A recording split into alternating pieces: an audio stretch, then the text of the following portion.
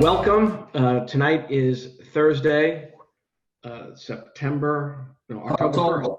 Today is Thursday, October 1st, 2020. This is a meeting of the Acushnet Lake Street Improvement Committee. I'd like to call the meeting to order. My name is David Wonar, member of the Board of Selectmen and sort of ex officio chairman of this committee.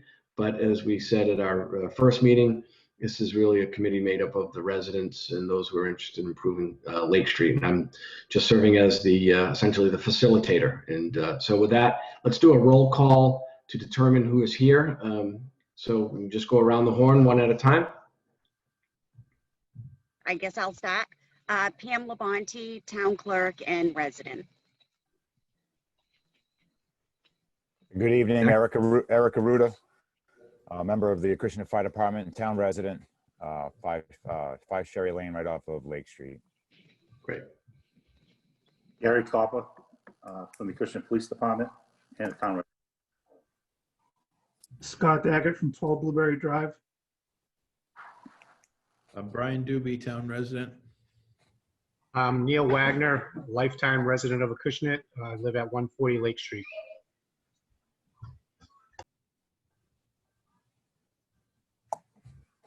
Joe Cross. Oh, sorry, Joe. Hey, Joe. How are you? Thanks for being here. Thank you. All right. Do we have everybody? All right, thank you. So as we discussed at our last meeting, and I shared with the Board of Selectmen that we're looking to, sort of divide the committee into a group of subcommittees based on people's, interest and also level of expertise. And so the most immediate things that came to mind was obviously the public safety aspect of it, and as well as sort of taking in neighborhood concerns.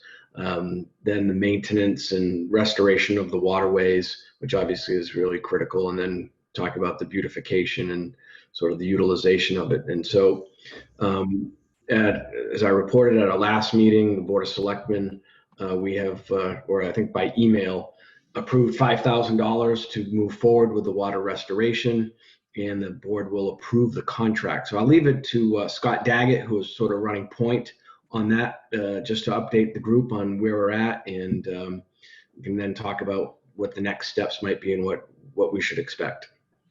Yeah, so currently where we're at, we're just waiting on getting that contract into the hands of the people over at Solitude. Once they have the contract in hand, then they'll go ahead and schedule the water quality testing. That could take anywhere from 3 to 5 weeks after they receive the contract in hand. I know we wanted to get that done before the next town meeting. It's a possibility we can get that done as long as we get, if we expedite the contract, you scan a copy and I can send it email, it'll get there a lot faster than it will snail mail. And when it comes to payment, payment would be made, I guess, at the time of the water quality testing. So payment doesn't necessarily have to be made at the time that we send out the contract. She urged that we get that contract to her as soon as possible so that she can go ahead and schedule the water quality testing. And then I would imagine after water quality testing is done, they said it takes about a week or 2 weeks to get the report because they have to take all the findings and do all the lab work associated with it to determine what we have for water quality out there. And then after that, after we get the water quality report, we have an older water quality report back from 2010 that we can do a comparison so we can get an idea of what's been happening over the last 10 years when it comes to the water quality. Once the water quality report is in, then I imagine that they probably won't start any type of remediation of the ponds until the spring. I'd like to see them do that pretty much towards the end of spring, beginning of summer, because that's when those weeds really start to grow in. If they went in there and they started doing it in the springtime, it probably won't be as effective because the weed growth will not have had a chance to really explode and be as enormous as it currently is right now. So right now, that's where everything stands on the water quality aspects of what we're doing to the ponds. And once I get that contract, I will send it in immediately. Okay, thanks, Scott. The Board of Selectmen, we meet on Tuesday. We'll approve that contract. It's just a formality, and then Julie will work with you on that. And so I think what would be helpful, Scott, is also, and I think for the group, is that once we execute that contract, maybe have Solitude join us by Zoom and just walk us through sort of the process, what they do as far as what the options are for restoration, remediation. I like to get smart on it. I don't really know much about it, and I think it would be a good education process. And Yeah, I have a bunch of pamphlets. There is also a video that was sent to me by Solitude where they show a great example of them hydro raking. Pretty much, picture a small little barge with these little wheels on the side and a backhoe on the back, and that's how they do it. They have they got a wide, it's probably like 4 feet wide. It almost looks like a big 4-foot wide rake. And they go in there with the excavator, with the backhoe, and they just scoop this stuff up, and then they throw it on the barge, bring it to the shore, and then dump it right off. So I have videos. I'm sorry, go ahead. I have a video that I can go ahead and share with the group. I can provide that in an email. And, that will give some people an idea who, may not know what that's going to entail. Okay, I think that's helpful. And maybe, if you get with Solitude, I don't know if they can do it through Google Earth or whatever, by just getting a square footage of the area. Because what I want to be prepared for is how much it's going to cost. And the reason why I think we want to put this somewhat on the fast track is that we do have Pam, help me out, is it November 14th? I think we've got a November 14th town meeting. And the Board of Selectmen, Chairman Gasper, what we've said is that, and the meeting's being called to work on, to ask for funding for the school roof. However, the board is open to considering capital expenditures or one-time spending items. And I think this would fall under that, under the Community Preservation Committee revenue source. So just knowing how town meetings can be, and who knows what would happen next year with COVID, is that if we can get some ballpark figure, I think we could put a placeholder article to at least have it, in the queue, and then fine tune and get final numbers up to town meeting. So if we can at least get some sense of, do we want to do this to 2 small ponds or whatever, I think would be helpful. That's why I want to get it on the fast track, to kind of get it at that November town meeting, because I would hate for it to not have a funding source. And then Pam will tell you, town meeting gets pushed off until midsummer, like it did this year because of COVID. And now we're stuck. We've lost another season. So it'd be great to secure the money and then hit the ground running as soon as we can, get those the waterways squared away. All right. So you would want to get an estimate based on each individual pond, how much I think it so. costs to. Don't you think? And this way we can make a determination. Phase 1 could be the 2 small ones, or phase 1 could be just one of them. I don't know. But I think if we can get some type of ballpark estimate, that would be really helpful to us. I throw it out to the group to get their thoughts. I don't know if that would entail somebody from Solitude actually coming down here and taking a look at the ponds and see exactly how bad they are, or if they would just take my word for it. Maybe take some photographs, send them some photographs and say, look, we've got a really big milfoil problem and, some lily pad problems. What would be the cost to remove some of that based on the acreage or square footage of each individual pond? Who does when we do the water testing, who does that? Is that something we do and send out to them, or do they send? No, they have someone from Solitude come down. So they have someone from one of their local offices come down. Okay. They'll go ahead. The water quality testing is really simple. It's just a matter of just taking some samples of water, and then they take it back with them to the lab and run a bunch of tests on it to see, what it has for, fecal coliform levels. And then maybe when they send their staff down, maybe that would be the time that we could talk that, have that discussion about, what this might cost. I don't know, and then they verify the stuff. But like I said, I think it behooves us to really press on this, because we need to make it happen, in my opinion. I'll pass that along. I'll send an email out tomorrow. I'll pass that along to my contact over at Solitude and see if the individual that actually comes here and does the water quality testing, if they can get, some kind of visual idea of what it's Sure. going to entail, and then they can give us, an estimate based on the acreage of the ponds. Any other committee members? Does that game plan make sense? David, Joe Costa. Sure. They're gonna test all the 4 ponds? Yes, the contract is for all 4 ponds. Okay. Scott, you mentioned photos of the ponds. I do know that Dave DeRoche had taken some photos. I believe it might have been last year or the year before. So I don't know if those would be helpful to show the progression of where it was and where it is and how rapidly everything has grown in. Yeah, that I looked at those photos and they do look like they're very well detailed photos. So when I send the email, I'll go ahead and send those photos as well. Maybe that will help them in determining what needs to be done. Okay. Right.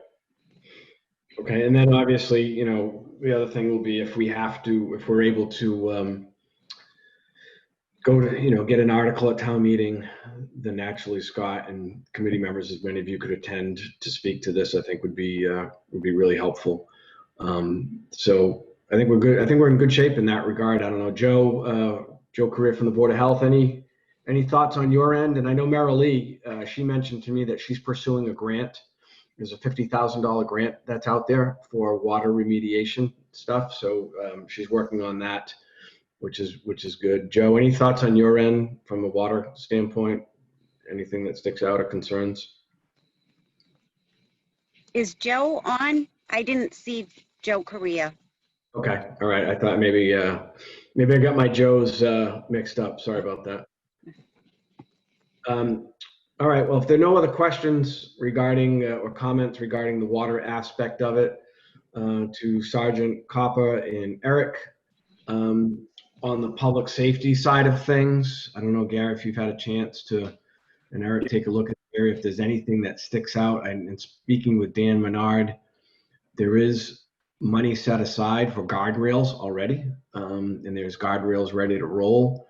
And so I think that's something that we could move forward with Dan once he gets out of the paving season. And that'd be a nice project. I think we'd want to try to move forward with that, especially in the winter time as roads get icy and snow and things of that nature. The more, the safer we can make that road, the better. But we'd like to get Gary and Eric, your thoughts initially of some of the things that we might need to look at from a public safety standpoint, if you've had a chance.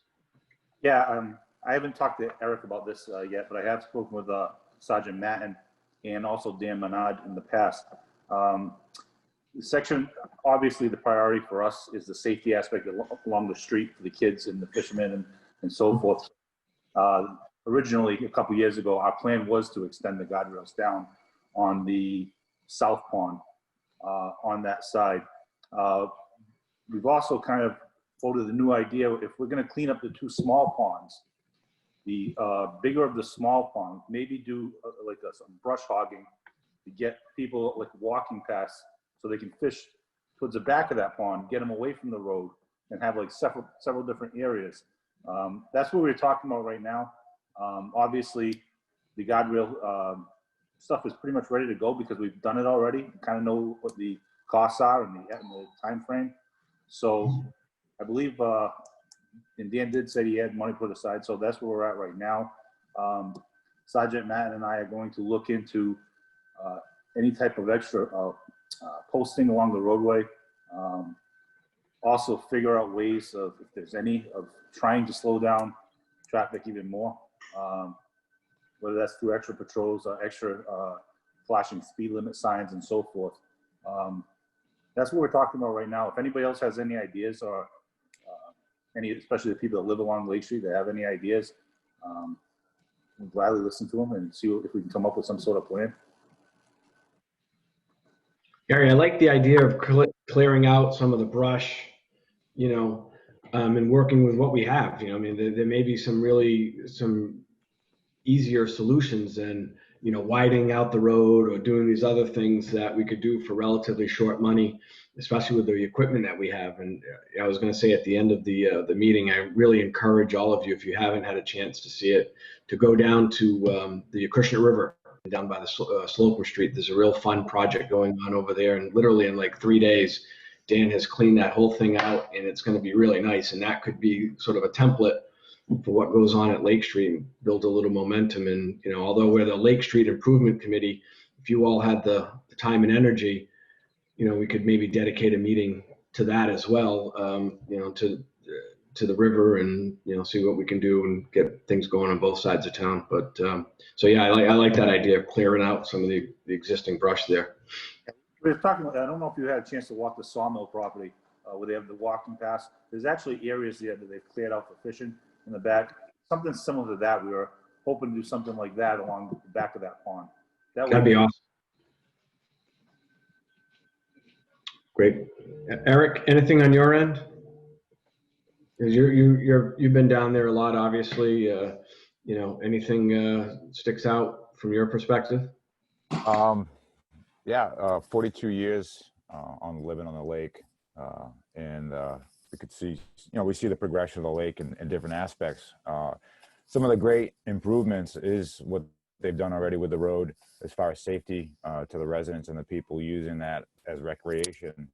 And I can show they attest to when widening the road, if there's any runoff from vehicles, traffic, things like that, that it gets absorbed into the new barriers, into the new earth barriers before it runs into the lake. So there's a lot of different safety aspects that has come into play with, and helped out the ponds. And it's limited for what it is, but what are some of the safety issues that I think we could look at, and we can get some assistance with too, through a couple of different state agencies, just for as far as brochures or pamphlets go, is really might be fisherman safety or boater safety, as far as life jackets, what's required for children when they're out on the water, just to be able to bring that to light so that people understand that there is some risk involved, but everybody understands that we want them to be able to enjoy the water here, and just to be able to do it safely. So there is some resources out there. We're looking into that, Sergeant Copper, Sergeant Matten, myself, with the safety side of it. Eric, I love that suggestion, because I think, again, we just automatically think pedestrian safety and, making sure the roads are okay, but having what you're talking about, water safety and proper signage and things of that nature, that could dovetail into, I've seen online, some communities have done, ADA compliant or handicap accessible kayak ramps, and that's a safety issue there. Just being able to get into your kayak in a steady manner, I think would be something to look at as well. That's good. Yeah. David, I mean, the lighting aspect in the parking lot. That's something that really we should look at. Okay. There are some areas that's hard for the police to patrol. I think I've pointed out a few when we walked the property, on the smaller pond side, that parking lot, because there's clumps of trees in the middle. There is utility poles there, so that could help out with, as far as putting, whether it's a street light or something of that nature. Or we could also look into some sort of solar lights, but it doesn't have to be lit up like a baseball field, but it does need to be somewhat illuminated. That would make things so much easier in patrolling. And it's just, you just don't want to have the garbage left behind, and nothing good goes on when the lights go out. Yeah. Right. Okay. Great. Well, these are all the things that we want to consider. I know we're talking money at town meeting, and it's just not relegated to the pond restoration, and we do have limited resources out of town, but if we can mix and match with grants, I do think we want to dedicate some part of the money to these safety, the safety things that you're talking about, and, the grass, the hedge clearing and some of those things. So we want to figure out a budget on where we want to apportion the money. But I think, getting from Scott some type of ballpark figure on the water restoration will be key, and then we can go from there. And this will be, it's going to be a multi-year project. Anything else anybody wants to offer up, Brian or Neil? Anything from your perspective, Neil? We didn't get a chance to chat with you, meet you at the last meeting.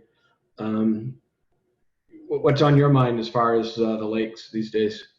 No, I mean, I'm just here to listen and observe. I got to be honest, I like what I'm hearing. My wife keeps walking by and she's listening and she keeps giving me a thumbs up every time, somebody's talking about cleaning up the lakes or public safety, or, Gary talking about, putting more lights up. So I think it's all good stuff. I think it's great. The more we can do, the better. But obviously I know it comes down to finances too. Mm-hmm. So, but again, I like what I'm hearing. I mean, the one thing I've seen, I know about the town, is that if the taxpayers feel like we're doing our homework, we're doing our due diligence, and we're going to manage the money properly, and it's a good project, then getting support at town meeting.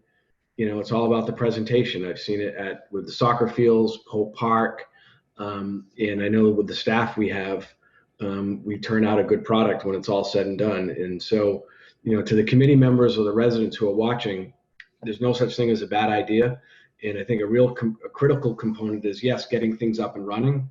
But once we do get it up and running, relying on people like you, Neil, and your neighbors to keep an eye out to make sure that what we're doing isn't causing, a problem for the neighbors who live there, right? Because the last thing we want to do is do something that's going to then, infringe on your quality of life. And so I think everybody here has a role, whether it's putting together a report or just being a watchdog. That's an important piece of it as well. And so I'm glad you're here, and keep telling your wife to give us the thumbs up. But if there's some thumbs down that she, things that she doesn't like to hear, or you guys don't like to hear as well, hear about, then we want to vet that out properly. So thanks for being here. Appreciate it.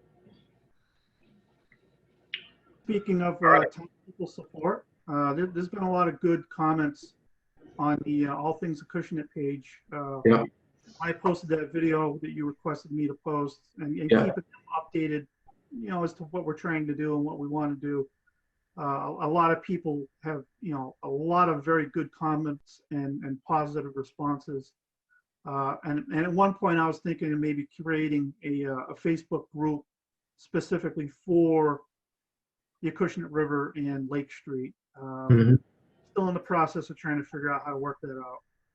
Scott, that's a great idea. And so at our spoiler alert, at our next selectmen's meeting on Tuesday, Julie Hebert, our town administrator, she's going to be advancing to the board a social media policy. And this is something that's important to her, is that there is a gap, quite frankly, of a concerted communication tool from the town. I think we're kind of doing it. People have their own Facebook accounts. You're nice enough to do it, All Things Acushnet. But one of the long-term goals of the Board of Selectmen and Julie is to have a Town of Acushnet Facebook page, I think maybe some Instagram, to help tell that story, And so this may be, I think that could be an offshoot of that, And if committees that form in town, whether it's Concom or whatever, they could then be part of that social media effort and keeping residents informed. So I think that's a great idea, and we may settle on that. So just hang tight with that until we sort it out from a, Sure. We'll just do it ad hoc for now. But I think once we put something in place, and it'll give you a place to go to run wild with your ideas. Yeah, and that would also be another way to, get these meetings out there, posting the videos to Facebook and stuff like that, because not everybody goes on YouTube. Not everybody may go on the Acushnet town website. So it's just another way to get the information out there. I think it's a great idea.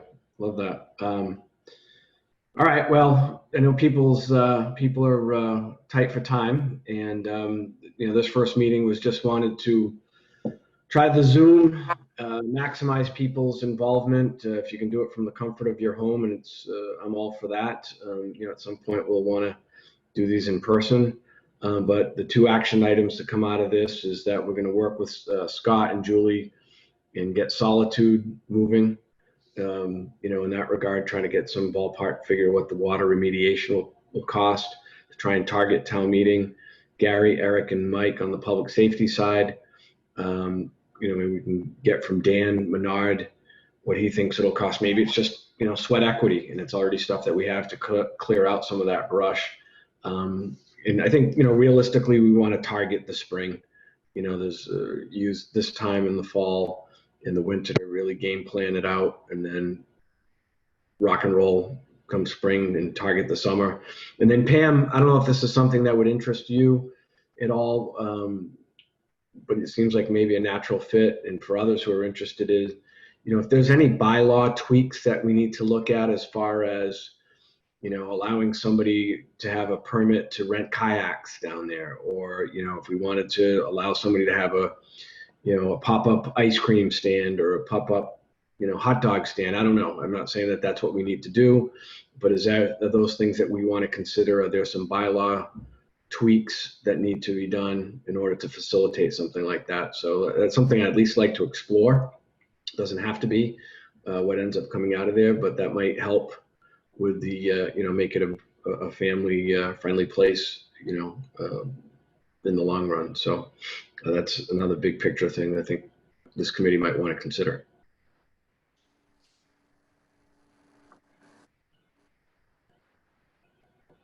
And lastly, I'm assuming everybody has been sworn in.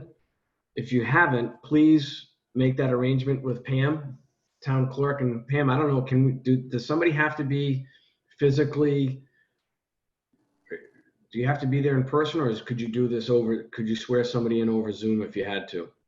No, unfortunately, it does have to be done in person. So Right. I know I've sworn in most. Brian, I think you had called me, and I had intended to do it at the first meeting that I was unable to attend. But yeah, if you want to call my office, I'll be available most of next week, and we can get that squared away. Okay, no problem. Thank you. Yeah, so because the thing with that is we are bound by open meeting laws and all that stuff, so we got to get people sworn in. So really tonight is more, there aren't any votes. I'm not going to have any votes taken. It's just more discussion and just let you know what we're doing. But eventually, once we get everybody legal and sworn in, then we can start taking votes and getting the committee to make official recommendations. So with that, Pam, I think that's it, unless anybody else has anything that they want to offer up or talk about. Right. Bill Cox. Yeah. Go Yeah. ahead, Joe. I talked to Merrill Lee last year about making a sign up there. And they, because people look, there's 4 ponds, but they all seem like they're connected. So we put a sign and with a species of fish and everything in there. And I talked about it to her. And she said she was going to look into it, but I don't know where it went. Joe, I think that's another piece of this is proper signage. The ponds have names, the different fish, all of that stuff should be on the table, and we'll figure out. Look into later on. What's that? Something to look into later on or something. Totally. Or look, it's not mutually exclusive. I think that's something that we could be looking into now. And if that's something you have an interest in, I'm happy to help facilitate. We should be looking at that. All again with the target of really putting on a good show for next spring and next summer. I mean, that would be something. When we roll this place out, when it's all said and done, signage, clean lakes, safe streets, cut down, all that stuff. I think should be on the table, and we can start looking at it. Oh, I don't know if I just lost it, but anyway. So if there's nothing else, Pam, we can just call it. We can. I do have one. Yes. I do have one thing that I would like to say, and an apology to everyone on the committee. It appears that there was some miscommunication with the last meeting where everyone had been notified regarding the meeting announcement. It had been posted properly. It had been sent to cable. But there was one very important piece that was left out, and that was contacting John Golda to make sure that someone would be there to audio and video the meeting. And it appears that the same issue happened again with this meeting. So on behalf of my office, I accept full responsibility. We have put another check and balance to make sure that it doesn't happen in the future, but I don't want anyone to feel slighted in any way. It was just a complete oversight with all of the chaos that was going on in the office with the September election. Hey, Pam, I'm a little rusty with this stuff, and, Lisa's always taking care of it. Is it the responsibility of the committee to notify John, or does that come automatically out of your office to cable? No, that comes out of our office. We Okay. notify All right. Sure. John, we notify cable, and that was the one piece that my staff forgot to make the phone calls. So No worries. it won't happen again. We're backing it up now with emails to ensure that it doesn't happen. Great. And I've, and I'll own part of it too, is that, I talk with Lee, I'll get the idea, oh, we need to meet, and I'll say, all right, let's get a meeting going, but I've got to figure, we've got a big group here. So, I think we've got north of 13 or 14 people on the committee. So it's, sometimes it can get a little unruly and not everybody can make it. So, that's fine too. It's going to be a rolling process. So, we're learning as we go, and it's all good. Okay. All right. With that said, I'd like to close the meeting, and maybe we'll check back in a few weeks once we hear from Scott on the water quality stuff. And then definitely we want to talk about, town meeting and a game plan for that if possible. All right. Well, thank you all for your time, and we'll talk soon. Thank you. Okay. Thank you. Thank you, Thank David. you. Have a good night.